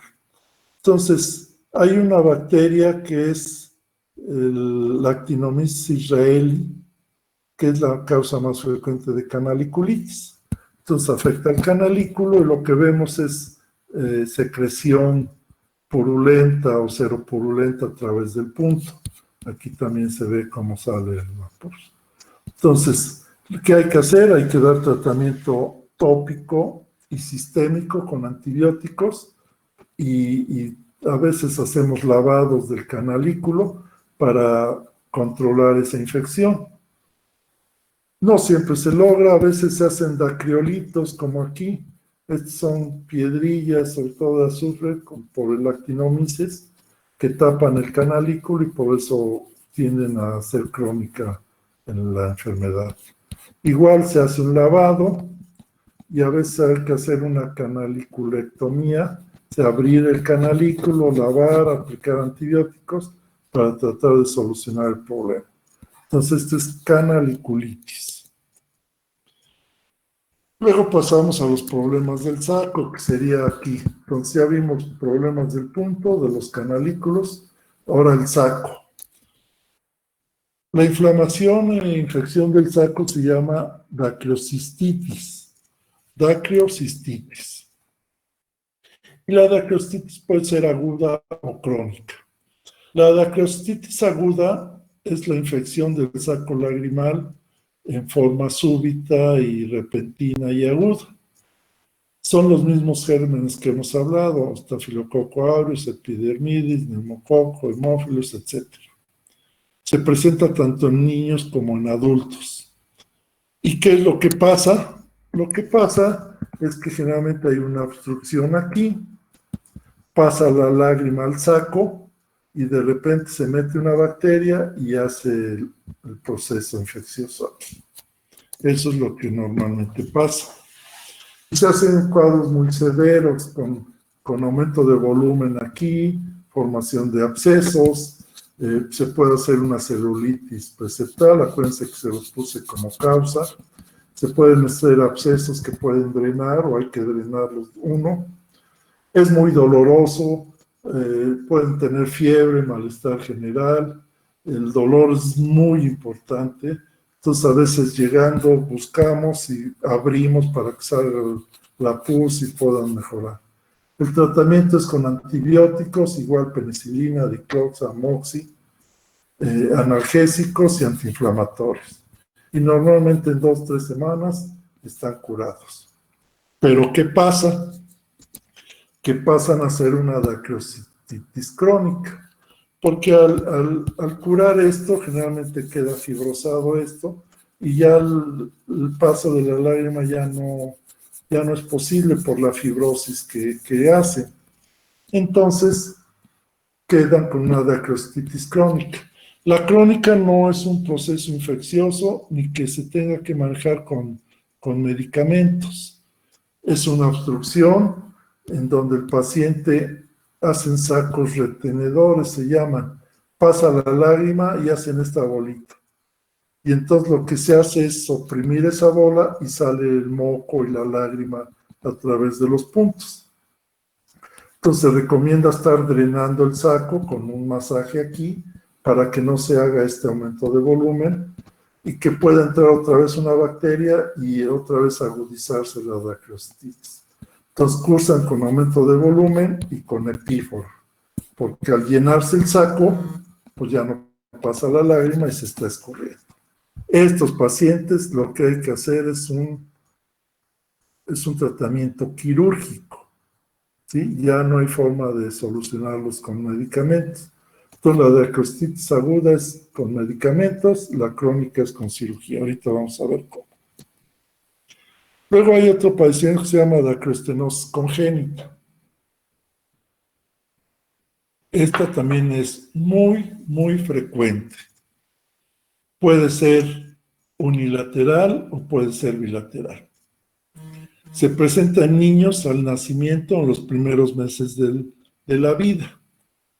Son niños normales, donde empiezan con problemas es cuando hay mayor producción de lágrima, pues empiezan con epífora. Entonces son niños que les andan llorando los ojos todo el tiempo y que hacen infecciones muy frecuentes.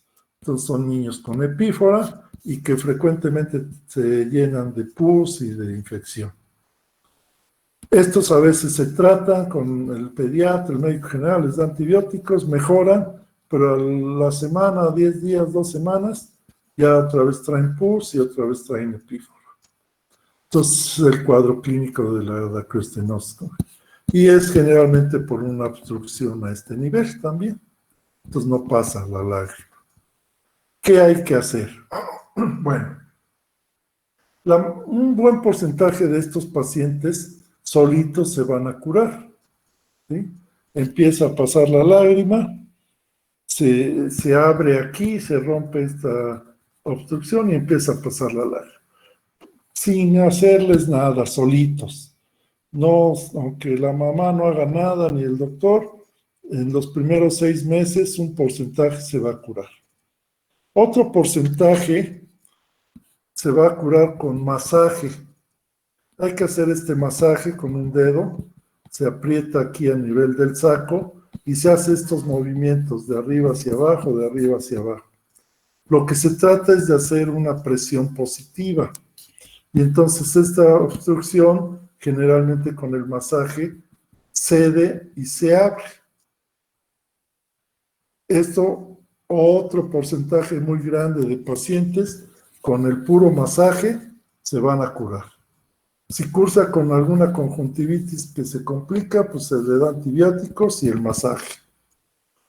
Y casi siempre antes de los 6 meses se recanaliza y se quitó el problema, se cura. Hay un porcentaje de pacientes que no se curan, que no sirven. Casi siempre es porque la mamá no le echó ganas al masaje.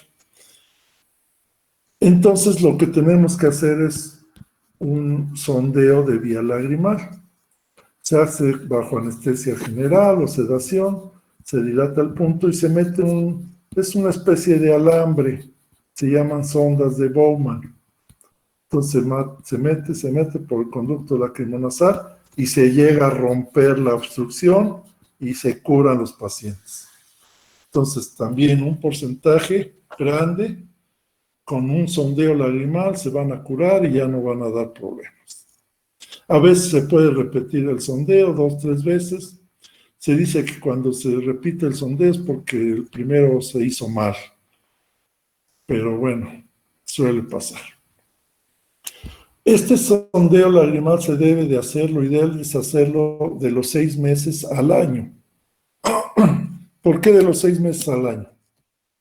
Porque antes de los 6 meses un porcentaje de niños se va a curar solo, otro porcentaje con el masaje se va a curar y no hay que hacer nada. Si llega a los 6 meses no se curó, entonces hay que pensar en hacer un sondeo. ¿Por qué no después del año? Porque el porcentaje de curación o de éxito disminuye.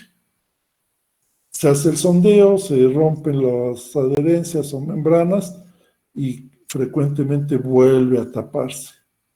Entonces, eso antes del año, el éxito es mucho mayor que después del año. Entonces, lo ideal es hacerlo antes del año. ¿Hacemos después del año? Sí, hacemos hasta año y medio, 2 años, pero sí con la condición de que el porcentaje de éxito es menor. ¿Qué pasa si llegó ya de 2, 3 años con dacroestenosis y el sondeo ya no funciona o ya decidimos no hacerlo? Lo que hacemos es una dacrointubación. La dacrointubación es este procedimiento.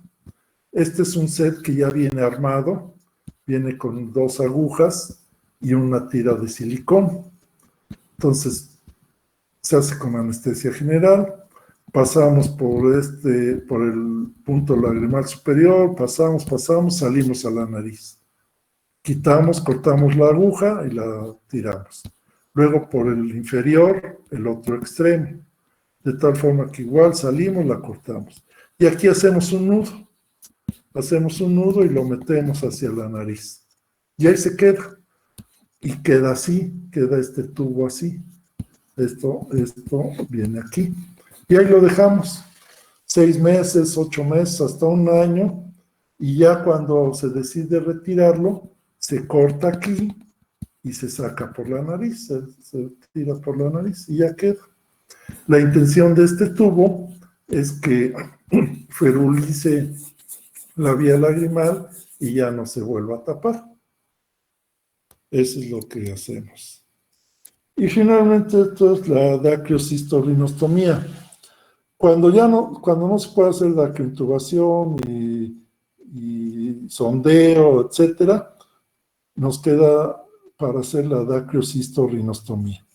La dacriocistorrinostomía se hace una incisión a nivel de la nariz, se libera el saco, se hace un corte al saco y luego con una sierra o un cincel se rompe hueso, aquí se está rompiendo, y se hace una vía directa y entonces sutura la mucosa del saco con la mucosa de la nariz. Y entonces, se hace una vía directa de aquí del saco hacia la nariz y se hace una ventana aquí y ya pasa la lágrima a la nariz. Y ya nos evitamos el paso del conducto lacrimonasal. Y eso se hace, está indicada en la dacrostitis crónica. Igual en algunos casos de dacroestenosis que no se trataba. Y esa es la dacriocistorrinostomía.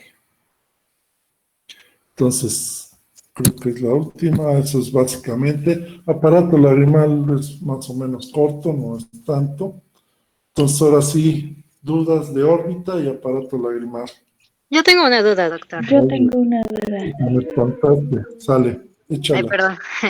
Bueno, es que yo tenía la duda de si hay alguna manera en que nosotros podamos diferenciar pues la celulitis con un Ujú. rhabdomyosarcoma, perdón, como para que pues desde un inicio nosotros podamos